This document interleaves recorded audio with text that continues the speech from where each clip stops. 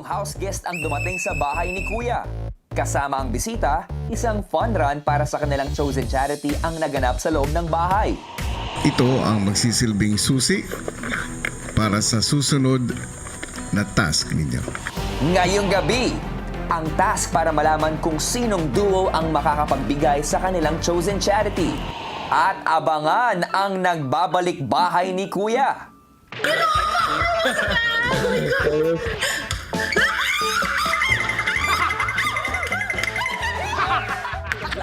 Matapos ang fun run ng housemates, naghahanda na ng pananghalian kasama ang bisitang si Barbie. Bagay niya ako maganda para ng cooking show. You can't live without OA na to. OA sa sarap. Lalo na siya. Still, nandito po tayo sa ating kusina with our special guest for today, Miss Barbie. Ayan. Di ba ganun sa mga studio may humapalakpak? Miss Barbie, anong mga advice mo sa mga aspiring na maging artista? Magdala ng baka. Tatapong ko na talaga to. Ano ang sa mga Kanya aspiring? ako, kung gusto kong matutong umarte, Agawan mo pa kami ng work? Para sa akin, kailangan mong maging listo when it comes to your surroundings pag umaarte ka. Kasi ano na yun eh, given na yung, syempre aralin mo yung script mo, di ba? Tapos may memorize mo, ganyan. Kasi nakikita ko sa'yo, ano ka naman eh, may lalim. Malaking bagay yun, yung may lalim, may depth. ako? Mom! Bombo! Change ka na talaga ng career mo. Let's welcome talaga. Artista. After mo mag-cooking, ang busy mo kasi eh. So mag-cooking show ka muna, tsaka ka acting. Barbie, tigilan mo ko.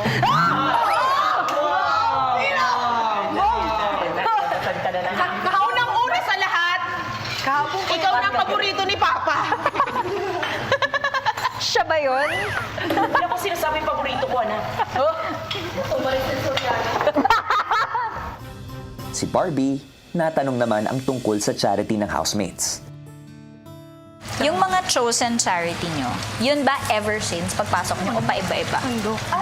Saan yung sando? Ito, ma'am. Ah, eto lang. May something special po talaga sa charity na pinipili po namin kasi something na we can relate po sa life stories po namin. At ayun po, sobrang excited po na kaya nilalaban po talaga namin isa-isa yung mga charities po namin. It will not stop din us from helping po kahit nasa labas na po kami, balak po namin bisitahin. Tuloy nyo. Ganyan po. Yes, That's po. good. Kasi, Yung 18th birthday ko, hindi ako nag-debut. So, yung funds na nag-gather from everyone, nagpatayo kami ng room sa PCMC, Philippines Children Medical Center. So, doon ako nag-18th birthday. Hanggang sa sabay-sabay ng nananghalian ang lahat. Kuya, tuyo kalmatsi. Hindi na ako sanay sa malaking kutsara. Maya-maya pa, si Kuya may inanunsyo. Housemates, Pa? oras na para magpaalam sa inyong bisita.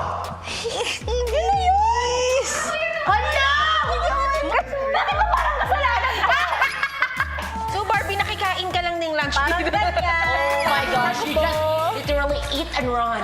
Para yung isang ihatid.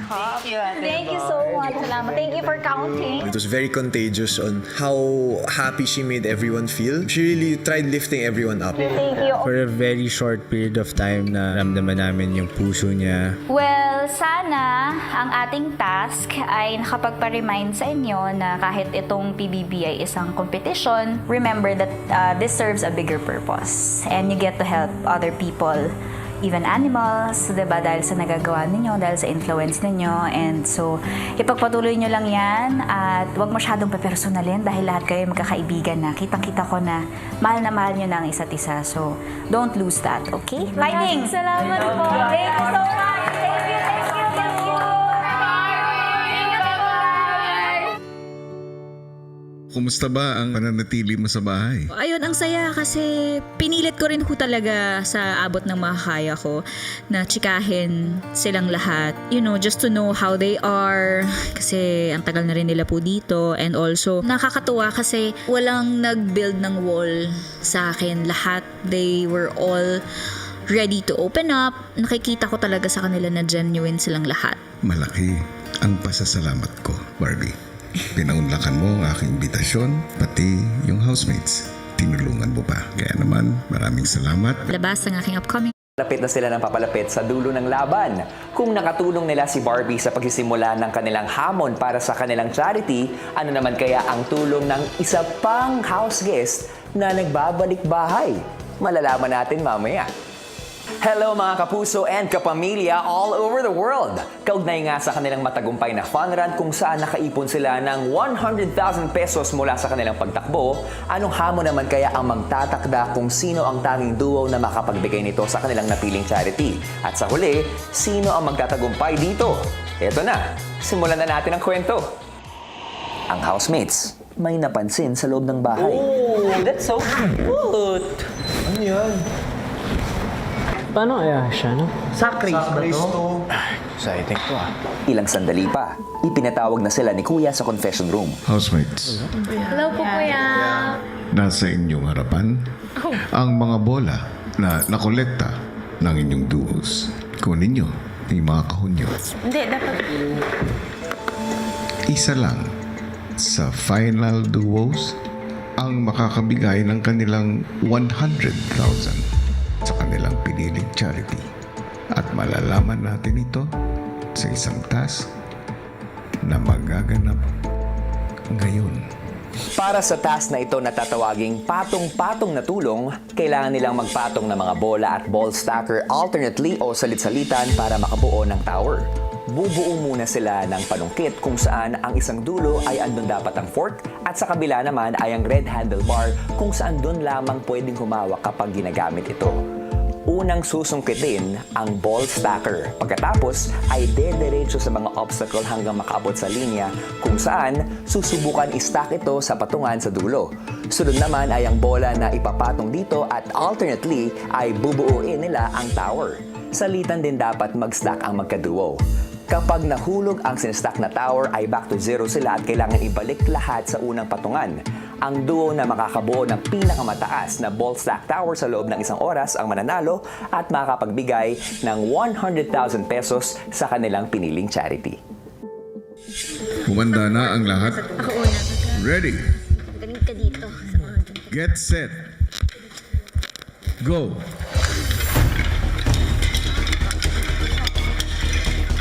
Tinake po talaga namin yung time namin para gawin po yung panungkit namin para maging strong talaga siya.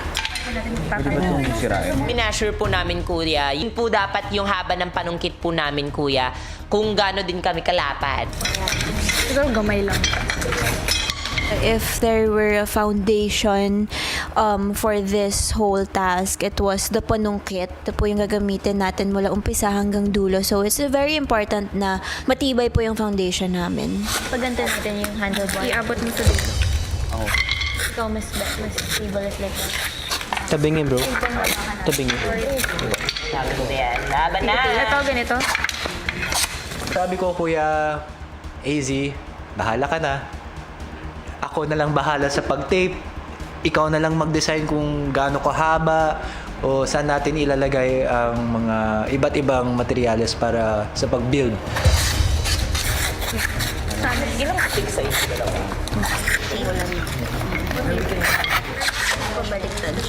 Maya-maya pa, nagsimula na ang ibang duo sa pagbubuo ng tower.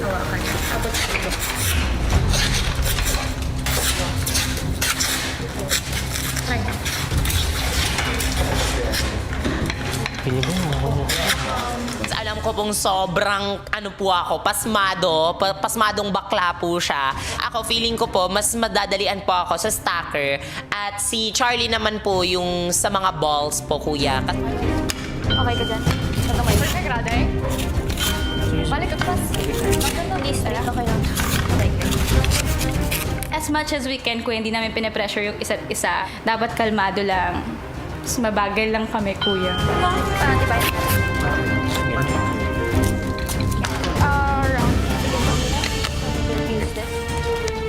Yes! Charlie girl!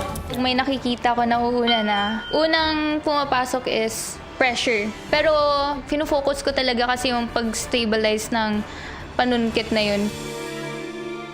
Ay, sorry ka. Tapos, Bale sa akin po napunta yung stacking since mas stable po yung kamay ni Ralph para po dun sa bola.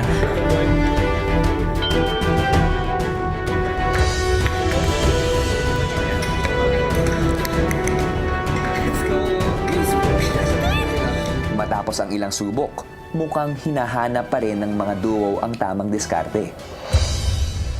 Nice one, Rip. Relax lang, Yasnir. Kahit mahirap, naging compose po kami ni Ralph para lang po magawa ng maayos yung task at maging smooth lang po talaga. Tabi niya yun.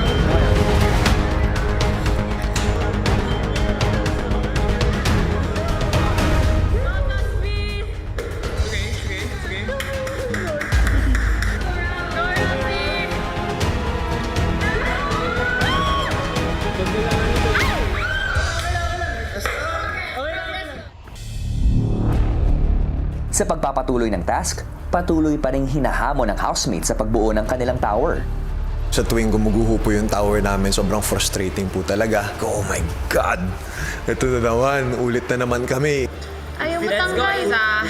Ayaw matanggal. Sorry.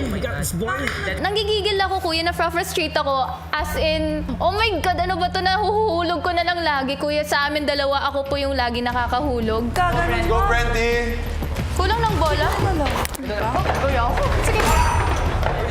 Sa huling 30 minuto para sa hamon, sina Charlie at Isnir, unti-unting napapataas ang kanilang tower.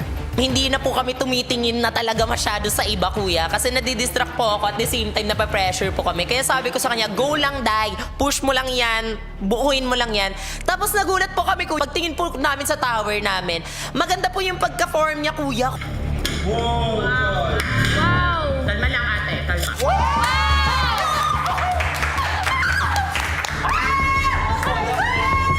Makakatulong na kami sa charity namin, kuya. Kaya ayun po, doon na po nag-sink in lahat ng pressure, kuya. Kasi lahat din po ng mga housemates, kuya, nag-cheer na po for us, ganyan. At the same time po, mas kinakabahan po kami, kuya, kasi yung mga mata nila nasa amin na. Okay lang, okay lang. Kuya, pwede to? Basta sa red. Okay. Pali. Pwede ba pala? Basta sa red.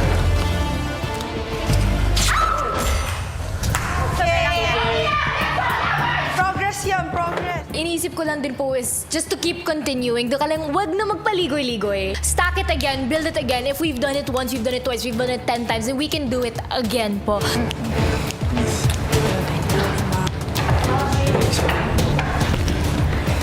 Straight? Nakalock siya, Will. Nakalock. Nakalock.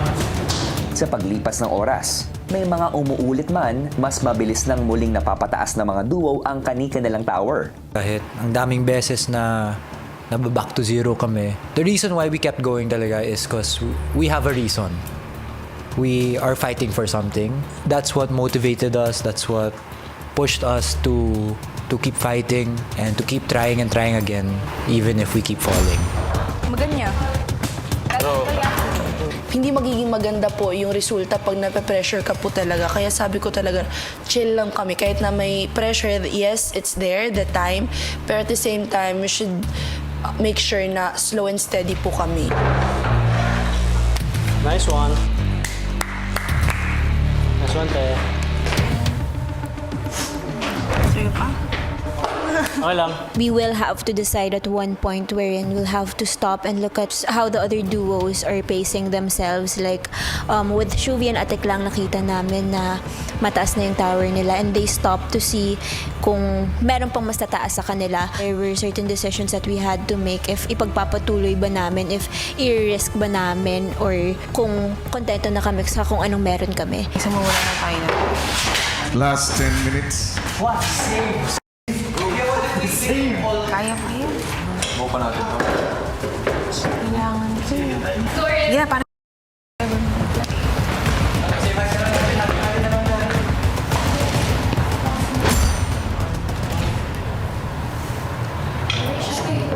Shubs, wait. Kaya ba, Shubs?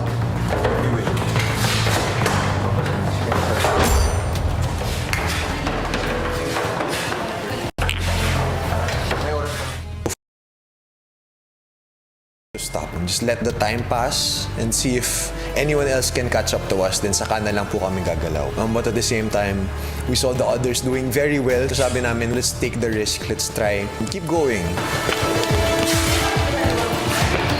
Ingat sa pagbaba. Okay lang? Sorry, Will. Nakita rin namin, kuya, na doon talaga nagsastruggle yung iba sa 4th and 5th layer, kuya. So, sabi namin, stay put, hintayin na lang natin yung iba. Last 5 minutes.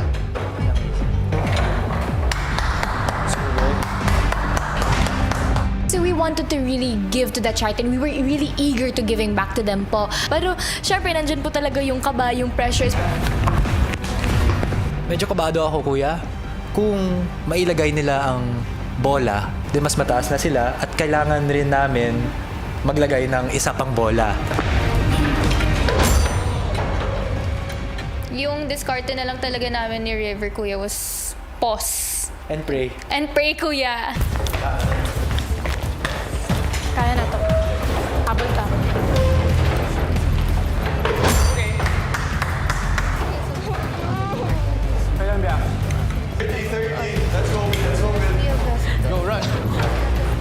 Laban! Pilipinas! Congrats!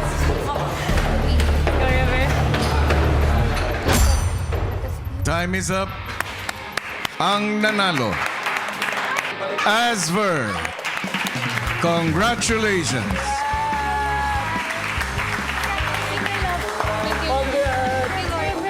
Alam po namin na deserve po talaga nila yun. Personal po para sa kanila yung napili po nilang charity. Dahil po yung parehong tatay nila, kaya nakaka-proud po. AZ at River, kakapagbigay kayo ng 100,000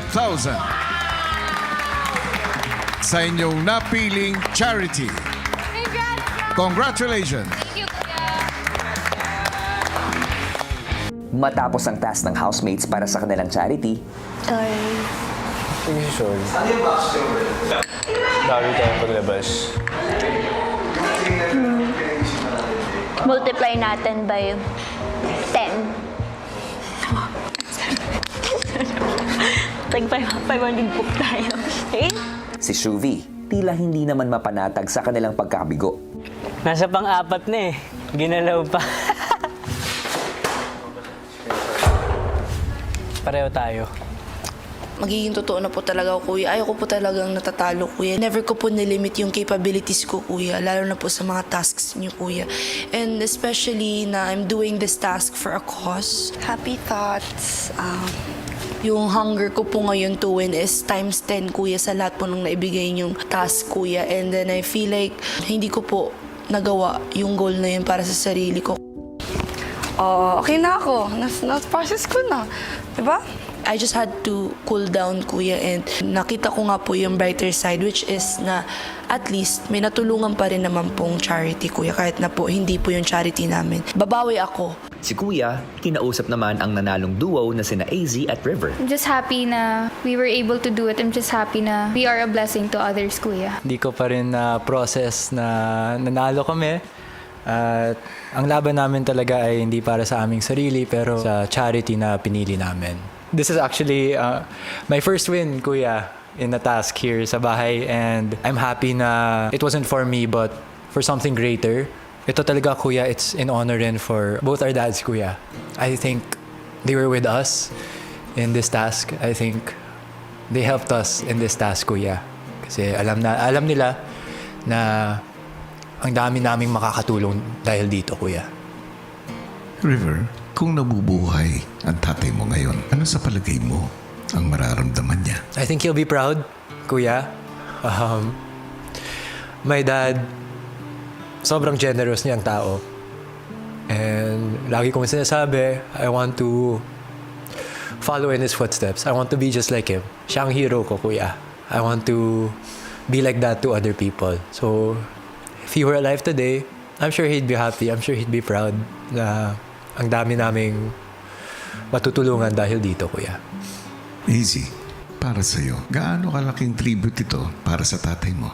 Kuya, sobrang laki po talaga, Kuya. Kasi I grew up with a family, with a dad, na sobra din mapabigay. And even at our lowest times, Kuya, kahit hindi kami okay, whether it was financially, emotionally, mentally, ganun, Kuya, he made sure to help other people and to be a blessing, Kuya. And that's what I learned, not only from my dad, but also from my mom, from both of my parents, Kuya, na if you're blessed, be a blessing to others. If you're at your lowest, still be a blessing to others. AZ and River, sa inyong nakamit na tagumpay, you are definitely a blessing to others.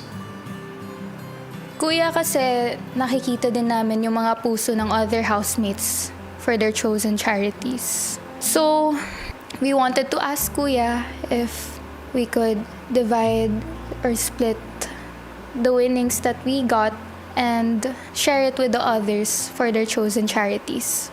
We also want to honor the fight that the other housemates gave. Naintindihan ko ang inyong intensyon. Pero nagdesisyon ako. Ang halaga na maibibigay ninyo para sa pinili ninyong charity ay kailangan ninyong maibigay ng buo. Deserve nila ang kabuuan ng inyong pinaghirapan. Huwag kayong mag-alala. Sigurado ako, darating din ang takdang panahon na makakatulong muli ang ibang mga duos. Salamat po, Kuya. Sa panibagong araw sa loob ng bahay,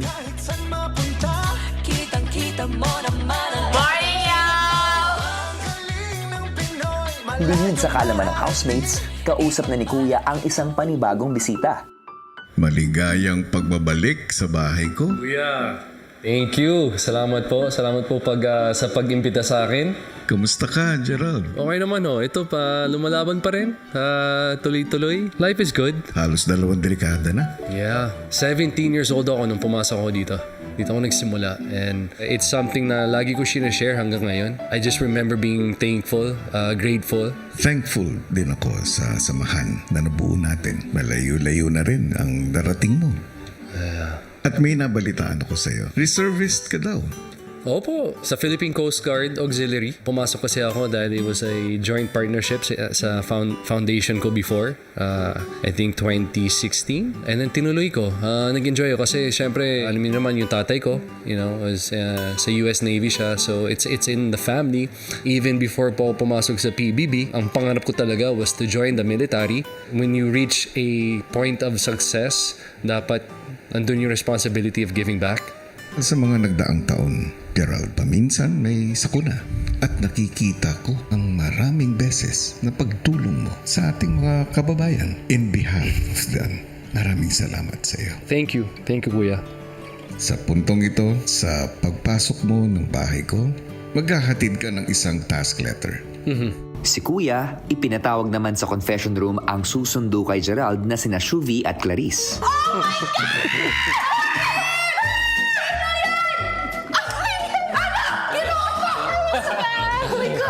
God! Pinapakilala ko sa'yo.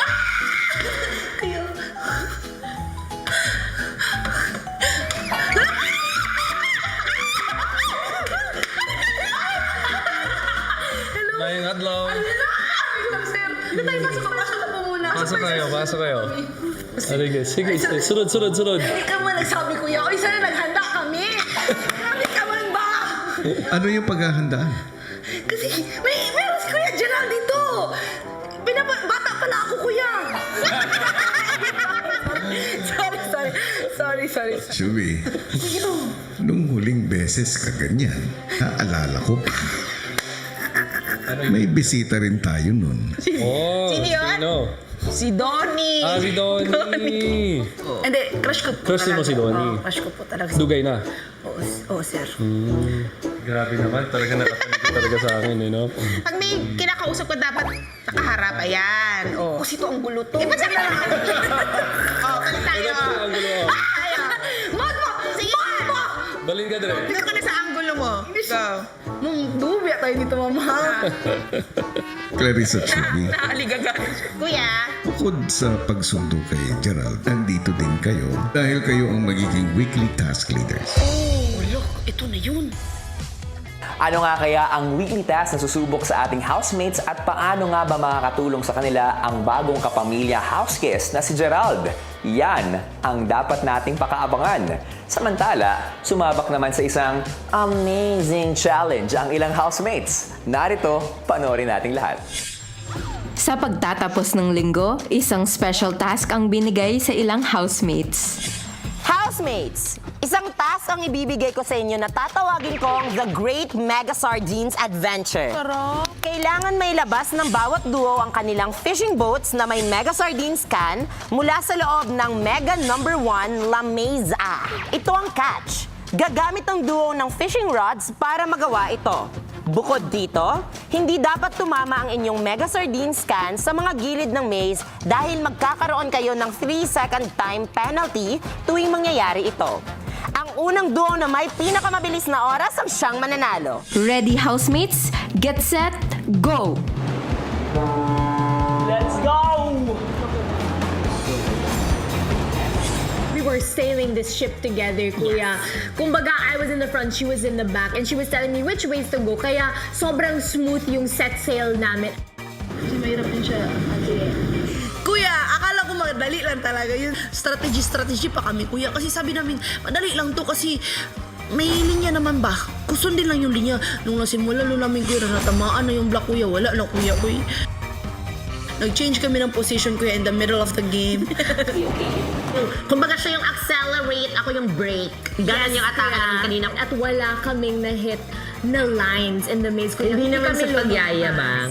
Feeling ko tuloy sa past life ko seaman ako. Yes.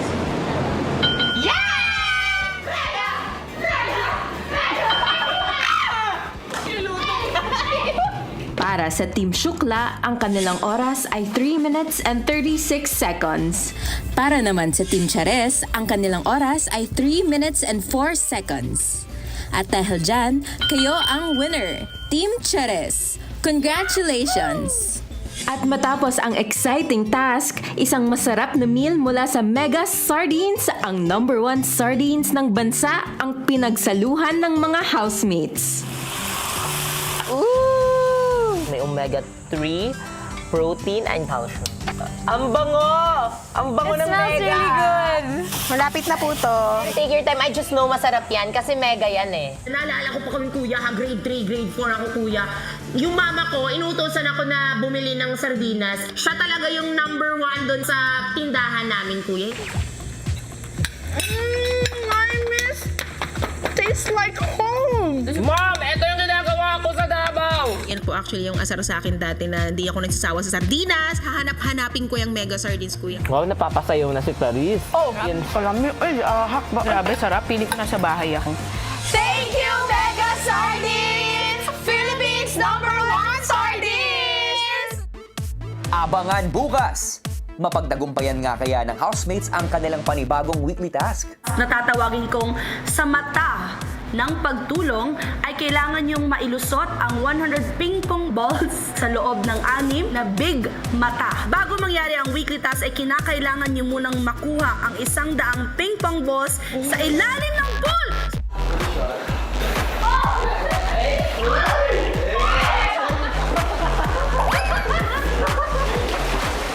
At sinong duo kaya ang lalabas bukas ng gabi?